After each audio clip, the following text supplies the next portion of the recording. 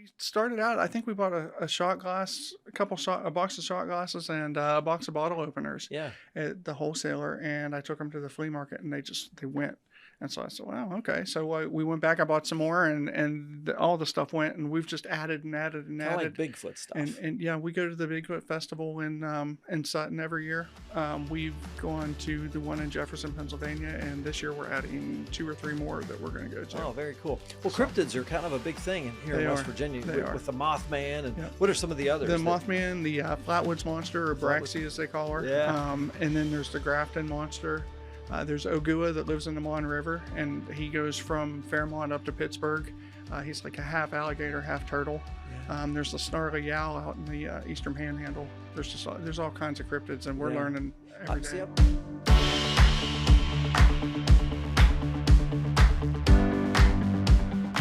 Positively West Virginia is presented by Interaction Media and sponsored by Huntington Bank, Highmark West Virginia, Freedom Key of Morgantown, and Storymaker. With help from our sponsors, we are able to share the positive business stories of West Virginians, including the one featured in today's episode. Well, folks, we're visiting today with Jeremy Maddox. He's the owner of the Thrifty Mountaineer. Jeremy, thanks for being on the show today. Thanks for having me. Yeah, thanks for being here in the studio, Yes. and it's great to have you. And I'm really excited to learn about the Thrifty Mountaineer. Tell us what you do. So we're a resale store. We do a lot of liquidation and overstock. It can be clothes, bedding, toys, games, a lot of things like that. And then we also do a lot of Bigfoot and cryptid stuff. We've kind of got a niche market for that we've gotten into over the last couple of years. Yeah, Bigfoot and cryptids. We're going to talk about that. Yes. I want to learn more about all that stuff. So the Thrifty Mountaineer, you're located here in Morgantown. Where's your location? We are located at 7095 Mall Road, right up across from the Morgantown Mall. It's the old Pet Works building. Exit 152 off of I-79. Yeah. Okay, great. That's excellent. Well, Jeremy, how did you get inspired to get into this work? First of all, you kind of started out in 2017. You were working at Milan. Yes. And it was part of that whole, I don't want to call it a debacle, but it was, Yes. Massive layoffs and everything Yes. with Milan here at Morgantown. You started a business. I started a business. Honestly, at the time, it was just to make ends meet because after we got laid off, we got put in a training program. We weren't allowed to work very much. So this was kind of an under the table kind of side thing to do. Like a side hustle. Yeah. And, we started buying pallets. My father-in-law gave me a few $100s to buy my first pallet, and we would take it up to the flea market or put it on Facebook Marketplace. And it just, one pallet turned into two turned into 5, and 5 turned into 10. So this is incredible. First of all, take us back to the definition stage here. What is a pallet? I mean, obviously we know what a pallet is, but when you're buying a pallet full of merchandise, what does that look like? It can come from any retailer, or we've gotten them from different, like the online retailers and things like that. Yeah. And it'll just have merchandise. It'll be in different conditions. It might be, is it a big box used. or It's what just is it? It's just a giant box of stuff. You don't know what's in it. Usually not. Sometimes you'll That's see pretty cool. it'll be a pile of boxes, and you might think what the box says, but that might be something completely different inside. Yeah. And you just kind of go through and you can, you learn over time what to look for. Or a lot of these coming from like returns and stuff. Like you buy something, it's the wrong size, you ship it back, and they don't know what to do with it, so they'll just put it in a box, and it can and be you end up returns. buying it as a pallet. Yeah, it can be returns. It can be just open boxes. It can be unclaimed merchandise. It can be brand new stuff that the store just didn't sell, and it's cheaper for them just unload it that way than it is to, try to return it or continue to try to sell it. So okay. How cool is that, right? It's a lot of you've fun. really capitalized on it. And I've seen this. I've seen these types of businesses popping up, and I think we talked with one maybe a year ago that was just kind of starting out in the southern part of the state. So very cool. How did you get like this idea? Like I'm going to buy this pallet. Just a friend had done it a couple times, and he said, "You ought to try this. It's a lot of fun." And so you did. We did. And how much was that first pallet you bought? The first one was $400. $400. And okay. I believe it came from I think it came from QVC. Okay. Honestly, it was just stuff that they never sold on QVC, Yeah. and it was all brand new, Cool stuff, too, Yeah, and it was probably. just neat stuff. And Is it fun, like unboxing that stuff? It is, It's you just almost like a never know. treasure hunt, huh? Yeah, you just never know what you're going to find. Treasure chest is what I yes. should have said. And That's sometimes we've opened them up and it's just, the whole thing's been junk. But a lot of times there's some good stuff in there. So Yeah. What's the coolest item you found in one of these pallets? I was thinking about that, and I think there was one that we bought right around the time COVID hit, and there were a ton of clothes on top, and they'd gone through the whole season and not been able to be opened, so they had all the clothes, but the box was super heavy and couldn't pick it up, and we got down through the clothes, and there were thousands of bags of Starburst in there. And we had no idea. It filled up the whole back of my SUV, and we took them up to the flea market, and they were all in date. And we ended up just probably giving most of them away to the kids. That, hey, you want some Starburst? Starburst. We'd throw them out to the kids that's as so they cool. walk by, and it was a lot of fun. So That's neat. What's the strangest item you've had?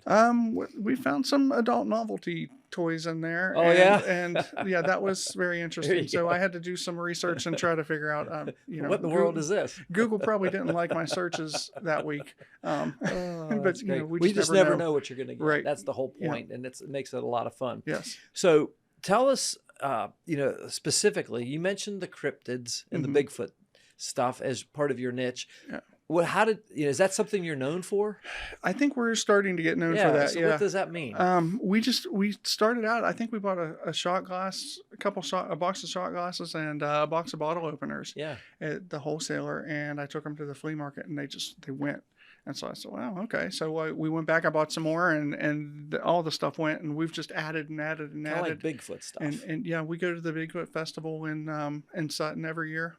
We've gone to the one in Jefferson, Pennsylvania, and this year we're adding 2 or 3 more that we're going to go to. Oh, very cool. Well, cryptids are kind of a big thing here in West Virginia with the Mothman. And what are some of the others? The Mothman, the Flatwoods Monster, or Braxy as they call her. Yeah. And then there's the Grafton Monster. There's Ogua that lives in the Mon River, and he goes from Fairmont up to Pittsburgh.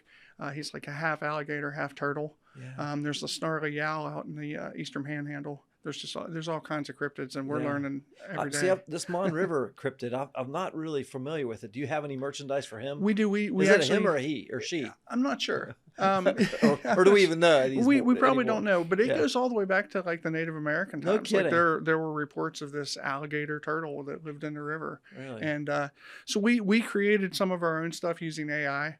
So that we could sell, and then there was a local vendor that we used that actually makes stickers and some little things that we bought to put in I've the spent store. a lot of time on the river. I'm a fisherman. Yes. On the Monongahela. We call it the Mighty Mon, and I've never seen this.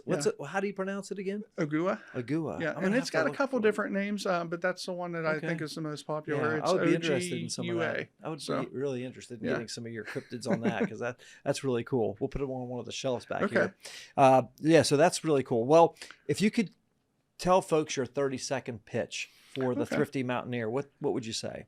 I think we are like a small town Appalachia store. You come in, we've got a little seating area. You can just kind of hang out and watch the world go by. We've got the liquidation and overstock stuff that's cheap and tries to save people money. And then we've got the Bigfoot, and then we do a lot of old books. I love selling old books that I find at auctions and estate sales, things like that. Awesome. And then we just end up with antiques and vintage item, and there's a little something for everybody. Yeah. So that's great. How big is your store? It's 2,500 square feet. That's a nice so size. it's a lot bigger. Yeah. It was tough to fill it up. So well, if you wouldn't mind, take us to like the origins of like the Thrifty Mountaineer, because you've got this really great retail space, but you were doing shows and flea markets and festivals and things of that nature. But now you've got a retail box just open what, in 2024? We just opened this week. Oh, okay, past great. weekend. Yeah, this is perfect. Yeah. So yeah. We started with the pallets, and we were selling stuff, and eventually it just filled up the house, and my wife was like, all right, we got to get this stuff out of here. The dining room, the garage, the basement, we're starting to get filled up my office. That's a good thing, right? That's great. Yeah. And you sell some stuff in pallets really quick, and the other stuff takes a while. You got to find the right buyer. Yeah. And she was just, eventually she's like, all right, we got to find a place for this. We got a place out in Cassville. And it was never really meant to be a retail store. It was a place where we were just going to store things. I could run out and, pick up eBay orders or meet people out there. And I found that it was a nice, quiet place to do my schoolwork also. So I was sitting out there, and then people from that area just started stopping, and they wanted to shop. Yeah. So we said, all right, well, we'll kind of go with this. And so we did that. And then we were doing the flea markets. We started doing fairs and festivals around the state. I was a guy that was standing on the side of the road trying to sell stuff too, and so it just kind of kept growing and growing and growing. And we wanted a store, but it's hard on me to go out and do that every day when it gets hot, when it's super cold. So we said, let's just go all in on this store and see what we can do. So that's really cool. Well, I first learned about you. You presented at our Morgantown Rotary Club meeting several weeks ago, and I was really intrigued by your story. And you talked about your schoolwork. Mm-hmm. Talk a little bit about what that's been like as a kind of a non-traditional student going back to school and what you were studying. It was interesting because everything was online. So I went back. I was about 20 hours short of graduating with an English degree. Yeah. So I went back and I got my Regent Bachelor of Arts. Great. It was actually in professional writing and editing, but it's basically an English degree. And then with the retraining program, I had enough time to go back and do a master's. So I got it in marketing and communication. Integrated marketing communication. That's what IMC. Yeah, that's fantastic, man. Yeah. So how cool is that? I mean, you've really capitalized on what could have been a negative situation, losing a job at Milan. It was probably, looking back, it was the best thing that ever happened. I mean, it was a tough job, but and it was tough that we all had to go somewhere, but it's just taken an opportunity that was there. And exactly. Did you ever have a vision for your life when you were young that you were going to be an entrepreneur and a business owner? No. Yeah. Maybe sometimes I thought about it, but most of when I got out, when I was in college the first time, I was a restaurant manager and I worked in convenience stores and fast food places for close to 20 years. Yeah. And then I got on at Milan and, I thought that was I had a new family and everything. So I said, the restaurant thing's not going to work anymore. Yeah, so, and you also thought probably that job was going to be there forever, right? Yes. Yeah. At the time we did. Would be there forever. Thought it'd never go anywhere. Yeah. And so we were the first. I'd only been there 5 years, so I was in the first round of layoffs, and then the other one hit 2 years later, I think. So you hear this term, reinventing yourself, right? Mm-hmm. Reimagining your future, and that's exactly what you did. Yeah, I think it's really cool, and I love the story behind the whole thing. I mentioned Rotary. You also are a member of the Rotary Club, the Mason-Dixon Rotary Club. Yes. That's in the western part of Monongalia County. If folks from around the state of West Virginia may not know where that is, but it's a rural area, right? Mm-hmm. So why Rotary? What got you involved with that? It was starting up, and that was really important to me because we probably would not be a business if it wasn't for the community in Cassville and the surrounding area because they came in and supported us, and I just wanted to give something back. They were starting the Mason-Dixon Rotary Club. It's a satellite club of the Morgantown Club. Yeah. So I went to the first meeting. I went to the second, and I was like, all right, this is kind of cool. And we clean the side of the highway between Claybattelle and Mason-Dixon. That's great. We feed 50 families, 50 plus. We did 60 for this past Christmas, but every Thanksgiving and Christmas we do a lot of food boxes. We're getting ready to start some other projects. We just had the kids out there at our last meeting in January, and we brought the kids from the high school and elementary and middle school, and they were giving us their ideas, what they want to see for the future of the western end of Mon County, and it's really fun that they have so many ideas that they're so passionate about, and we're trying to integrate them into our club so that they can try to help us with what they want, how they want their area to be. Jeremy, I'm really happy to hear that. What a cool thing you're doing. So that's awesome. A lot of fun. We're going to jump right back into that, but first we're going to take a quick break to mention our sponsors for Positively West Virginia. We'll be right back. It started with a road trip. Huntington bankers through big cities and small towns, where we met Jane and Dontel and their calendar. Every day predicting the money coming in and the money going out, which gave us an idea. What if we could set up a digital cash flow calendar for their business? So we built it for them. Why? Because we're for people. Huntington, welcome. Your prescriptions are designed to keep you healthy, active, full of life. At Highmark Blue Cross Blue Shield, we're making vital medicine more affordable. Because when your prescriptions don't cost an arm and a leg, you can use those limbs for something more meaningful. Because life. Highmark Blue Cross Blue Shield, West Virginia. Folks, we're back with Jeremy Maddox. He's the owner of the Thrifty Mountaineer. It's a really cool shop in Morgantown, West Virginia, right down from the Morgantown Mall. I exit 152 and off of I-79. Jeremy, let's jump right back into it. So, how do you get the word out about the Thrifty Mountaineer? What are you doing to get this off the ground and really thriving? It was a lot of social media. Just because that's free. Yeah. And that's one of the things when you're a small business, it's really, really difficult to, you can't afford radio, you can't afford TV, you can't afford a lot of things. So, you try to find anything you can that's free. Stickers on the cars, just anything you can do, handing out cards everywhere you go, trying to, with the little QR code so that people can go to your website or go to your Facebook page. Yeah, that's great. And just doing like and shares. And well, things. you've got a master's in integrated marketing communications, so I imagine that's helping you It's figure been out how helpful. to do it. Like Yeah. and sometimes I have to go back and I have to read it, and I'm like, oh, there's something I'm missing, and that's give me an idea. Well, that's great. What in terms of growing, you've been around since 2017, Right? kind of reinventing. Now it's the Thrifty Mountaineer with a 2,500 square foot space. Right. How do you grow? What's the vision for that? I don't know. We've started adding on the other services. We do financial coaching now. Oh, yeah. I'm a Ramsey certified financial coach, and that was just kind of born out of, even though we were saving people money on the stuff that they were buying, we saw that they still did not have very good money habits.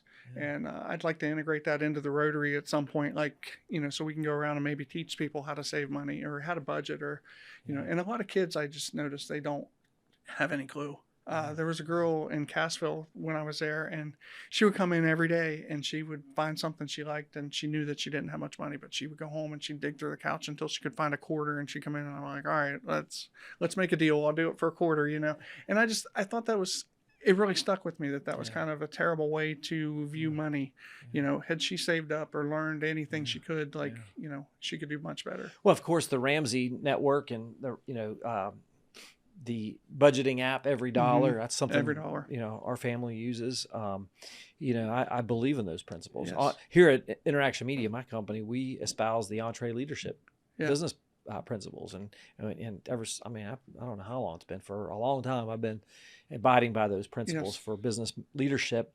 And I think about what you're doing, because you've almost found an audience there that wants to save money, but then you can also show them how to save money, how to do more with the budget, savings. And we talk about, there's a couple of things to do with money. You can spend some, you can save some, and you can give some. Right. And I know that you guys at the Thrifty Mountaineer, you have a charitable organization that you're giving to. Talk a little bit about that.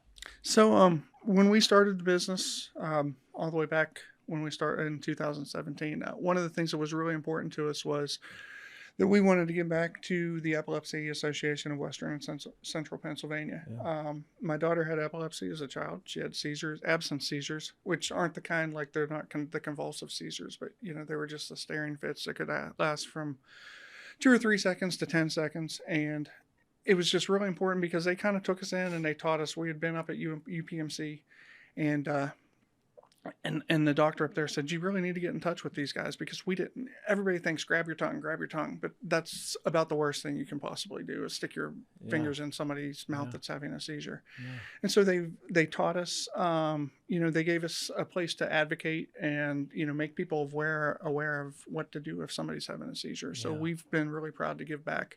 Every eBay sale, we give 10% of that directly to them. Awesome. And we've been doing that for years now. And that's great. And it's really, they just send a thank you card. Every once in a while I get a little thank you card, and it just makes you feel real good that we're doing that. You're doing something positive in the world. And that we're letting people know. Being a force for change, for sure. And, we talked about Rotary a minute ago. Our motto at Rotary is service above self. And that's a great example. And it doesn't cost anything sometimes to give back. That's right. And it makes you feel better when you do give back. But sometimes, if you just go help clean up the side of the road or help clean up a park, or, just show up and do some volunteer work, it can really make you feel better about yourself and your financial situation, because you kind of feel like you're a little bit more in control of things at that point. Yeah, absolutely. I have a friend that says if you're ever feeling down, just go do something to help somebody. Yes. That'll pick you right up. Definitely. That's And good. It makes good you feel point. good when you go home. Absolutely. Jeremy, what's something you would like to accomplish in the next 12 months? In the next 12 months, I would really like to work on getting our website up and running, so that we can serve a broader area. We meet a lot of people when we do the fairs and festivals. That's one thing that just, you wear so many hats when you have a small business, and it's hard to, and the website usually is the last thing I pay attention to. And then the other thing we're really looking to do is work more with the vendors that are in our store. We've got several local businesses that aren't businesses, but they do have their stuff. So we put their stuff in the store, so it kind of showcase them. Kind of like is it like a consignment type a little thing? consignment Okay, thing. cool. I mean, we just charge enough. Basically, we take a smallest percentage that I've seen. Okay. And we that pay makes the sense. taxes out of that. But it gives them a place to showcase, because there's so many talented people, all over the state, everywhere we go. I mean, whether we're down in Clay or, wherever we go, there's so many people that just have so much. You mentioned eBay. Is that still a part of your business then? So you have the It brick is. and mortar, but then you also have a vibrant eBay store? Yes. Talk a little bit about what's on there and what somebody can expect to so find. we just actually took all of our clothes off of eBay. And yeah, I said that, probably a bad pause. But no, we took all of our clothes listings down, and we're going to sell them for, a lot less in person. So that's one of the items that's in the store. Yeah. We're just kind of moving more into antiques and vintage stuff that's on the eBay site. Okay. And it's a little easier to control, and we're hoping to get more people, but we're still going to buy the clothes and things like that. And we're just they'll be a lot cheaper that way. But cool. the space that we have now in the new store, we've got the back room kind of partitioned off, and I can have everything in one spot. And, I'm not running to Saberton to the warehouse to pick up orders after I worked all It's day. all right there. Yeah, everything's going to be in one spot. So That's it's really really nice. Your efficiency. It'll It's- probably that'll probably be a really great blessing for you to have everything. It's going right to save there. a lot of gas and time. And Time is money. when right? when I think something's in Saberton, but it's actually in Cassville, and then Oh. I'm like pulling my hair out, like trying to find it. So I talked a second ago about entree leadership. I'm a huge fan of learning about leadership. I think it's one of the things that's really something that's lacking in America, especially in business. It's really hard to find. Now, we're fortunate to be around some great business leaders, but as you think about leadership in business, what do you think is one of the most important attributes of a successful leader today? Leadership, I think that just being open-minded. When I came up in management in restaurants, it was, you would get stuff thrown at you if you didn't listen, if you didn't do what you want. I remember one day I was late, and my boss came up behind me, and he said, if your feet stop moving, today, you're out of here. And so I stood there and just marched in place and made food, because I knew that there were more people that were waiting for the job. Yeah. And I think that it's changed a lot now. Yeah. I've tried to be a lot more open-minded in the way that I manage the people that help us out, and the way that I look at what customers need and things like that. And I think that that's really, you just have to understand where people are coming from, and I think that's important. Open-minded. I love that. Thank you. When you think about, how old were you when you first started this in 2017? 41. 41. 41. Okay, and you're reinventing yourself, Yes. right?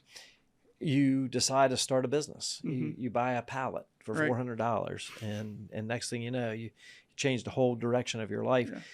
If you think about somebody who's out there thinking about starting a business, maybe it's a young person, or maybe it's somebody who's lost a job, Mhm.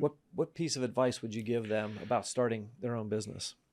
I think they need to believe in themselves, and find somebody else. I mean, my wife is like my biggest supporter. Yeah. And there's days I come home and I'm like, I don't know if this is going to work. And she's like, you're doing fine. You just keep going, and she's always encouraging. Amazing. And Yeah. we've gotten to the point where she goes with me now. We like to travel, but when you have a small business, it's hard to do that. Yeah. So she started going with me to the fairs and festivals and setting up. So it gets rid of that travel itch, and we get to have a lot of fun together. Yeah, it's an So, adventure. Yeah. And I think that's really important, and then I also think, just kind of be realistic and double whatever you think for time and money you're going to need.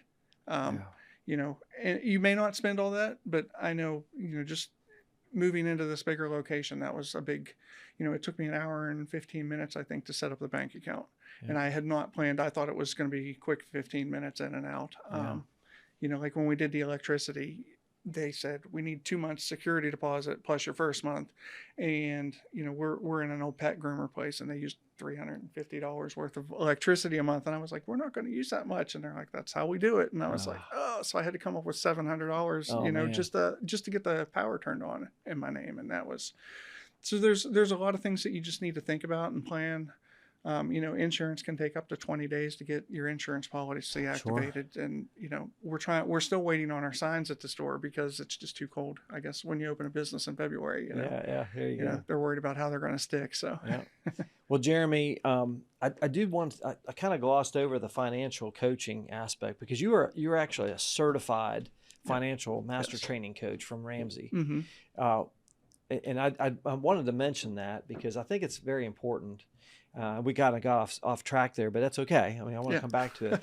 What's the ideal person that you're looking for that type of coaching? It can be anybody. It's somebody who's just ready to make a change in their life. Dave Ramsey usually says it's not a math problem, it's a person problem or behavior problem. Yeah, right. And it's just, you don't change things until they get so bad you need to change them. Yeah. And so it's somebody that's ready to make changes, and it's small, easy steps too. So you don't have to change your whole life at once, because usually, people decide, I'm going to save money, I'm going to go on a diet, I'm going to get, start exercising, and they're just overwhelmed with what's going on. That's a good example of what we've just gone through in January. Mm-hmm. A lot of people set these resolutions or goals, and then by the end of the month, they're already off, right? Yes. So is it, I don't want to be presumptuous, but is your financial coaching program kind of like Financial Peace University? Is that? Yep, and that's a big part of it. Okay. And it's the 7 baby steps. Yeah. We just come in and we first thing you got to find out, are your lights getting shut off? Is your house in foreclosure? Take care of the 4 walls. Let's take care of that stuff first and make sure there's nothing immediately. But then we just set up a budget and go from there. We have to start talking about it. And if you can talk about your money, then you can talk about a lot of things. Absolutely. And I think the first thing is when you're addressing financial issues, and anybody who's listening to this that wants to contact Jeremy about this, is you got to get to that point in your life where you're like, I'm sick and tired of being sick and tired of this stuff. I've had it, right? You've got to just have that I've had it moment. Yes. When people think about living paycheck to paycheck, that's probably somebody that would be a good referral for you, right? Mm-hmm. Somebody who doesn't have a budget. Like you said, Dave Ramsey always talks about the budget is telling your money where to go instead of wondering where your money went. Right. And a lot of people I've shared that several times. Yeah, a lot of people wake up and on Friday and they're like, "Where's my money?" Right. It's going before the check ever gets there. Absolutely. And it's learning how to tell your money where to go. Exactly. That's a big thing. I love it. Jeremy, we're going to take a quick break and mention our wonderful sponsors for Positively West Virginia.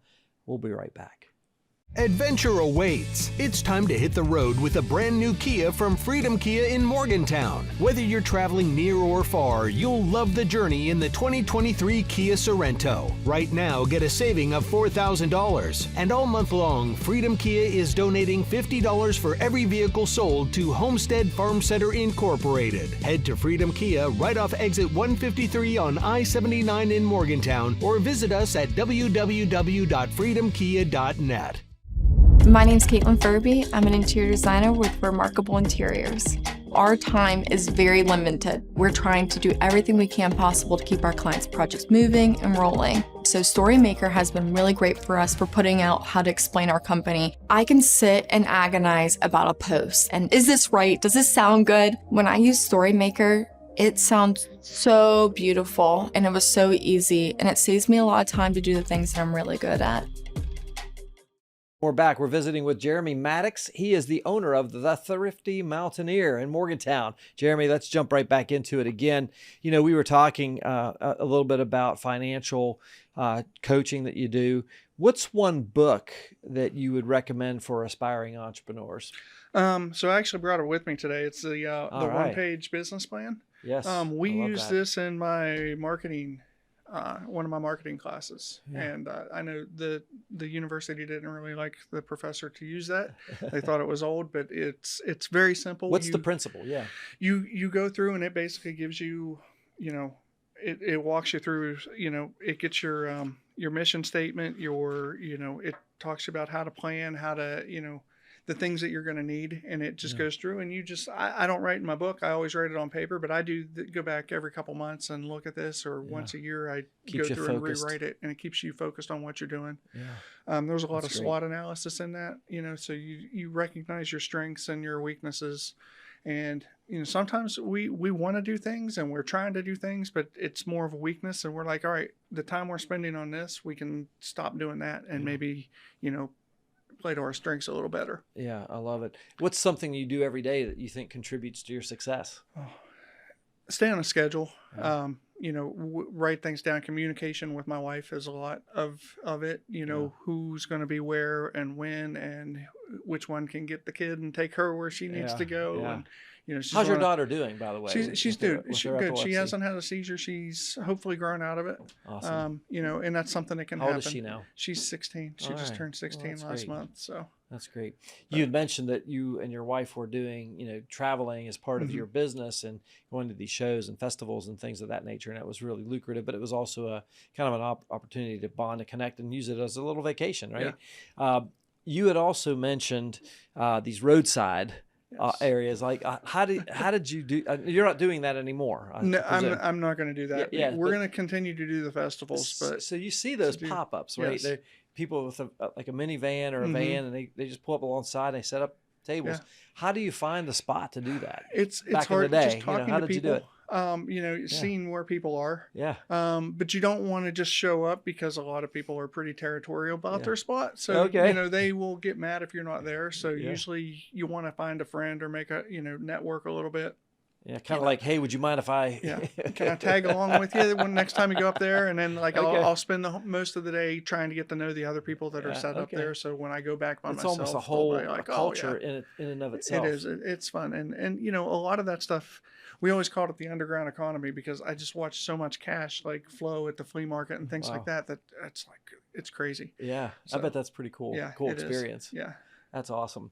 So, you have a 16-year-old daughter. She's watching mom and dad running this business. What would you like her to learn from that as part of your legacy? I think that she can do anything. And you're never too old to change. I mean, I was in my 40s when this started, and I'd never expected it. And, she's got a lot of big dreams and things she wants to do. But, even with the financial stuff, it's time to start looking at these things. She told me the other day she wants to go to UNC. And I was like, that's a hard school to get into, and it's not real cheap. So, but, if you want to go, we'll see if we can make it work. And, that's one thing I've learned over life. You've got to ask questions. And I would say that with a small business owner too. Yeah. Ask, because the worst somebody's going to tell you is no. Yeah. I mean, Be and curious. then you're going to get told no a lot, but eventually somebody's going to say yes. And then you're going to be like, hey. Do you have a business mentor, somebody that you look up to? I've got a few. I mean, my parents were my dad was, he had a couple businesses when I was younger. Okay. My grandparents, they owned a store downtown. In the 70s. What store do they have? O.J. Morrison's. Oh yeah, and That's I a mean, famous store. those people, yes, and my dad worked there, my mom worked there. That's where they Okay. met. Okay. And just people still talk about it. And it's been closed for 50 years probably now. Yeah. And people still talk about it. Absolutely. I remember this, and so. Yeah, that was before my time, but I know O.J. Morrison as a department store, right? Yes. Yeah. Yeah. And I've had some people from the flea market that just kind of take you under their wing, and they're like, maybe you shouldn't do this, or maybe you should do this.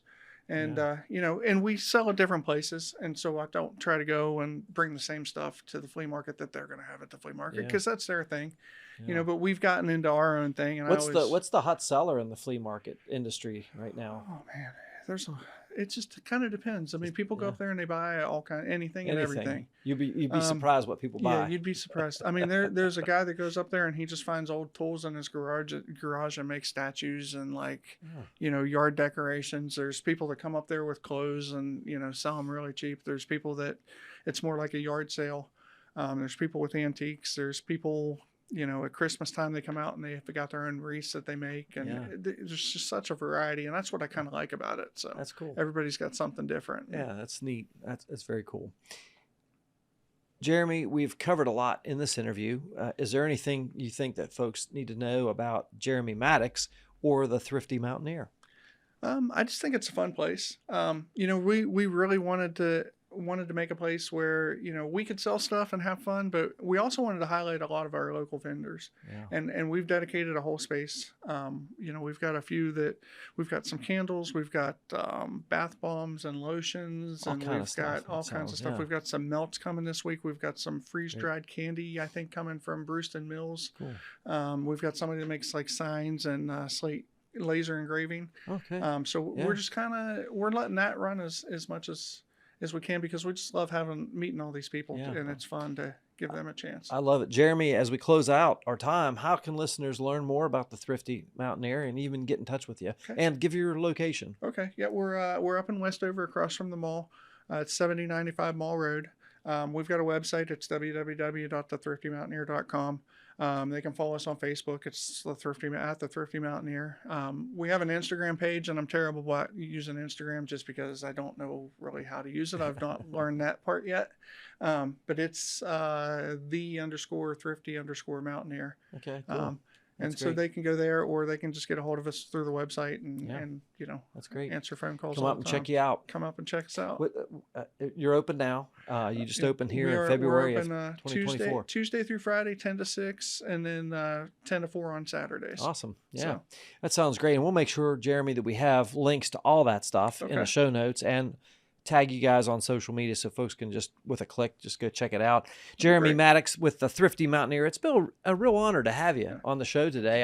I've enjoyed learning about your story. I love the fact that you kind of, like I said, reinvented yourself in 2017 after a stint with Milan, and hey, what am I going to do? You started your own business, went back to school, got a master's degree in integrated marketing communications. I think what you're doing, Jeremy, is really awesome. Thank you. And I just want to encourage you to keep up the great work. All right. Thank you. Awesome. We'd like to thank our partners, Huntington Bank, Highmark West Virginia, Freedom Kia of Morgantown, and Storymaker, for helping to share these positive stories. If you'd like to become a sponsor of the Positively West Virginia podcast, visit positively.wv.com/sponsor. Folks, that's a wrap on another episode of Positively West Virginia. If you or someone you know would be a great guest on the show, drop us a line on our website at positively.wv.com. And of course, we appreciate your comments, your reviews, and just your loyal listenership. Sharing it on social media. We really appreciate that. It really helps with the algorithms and getting us put to the top of different podcasts. On behalf of our entire Positively West Virginia team, including our producer today, Mr. Justin Schofield behind the controls, I'm your host, Jim Matuga. Stay positive, West Virginia.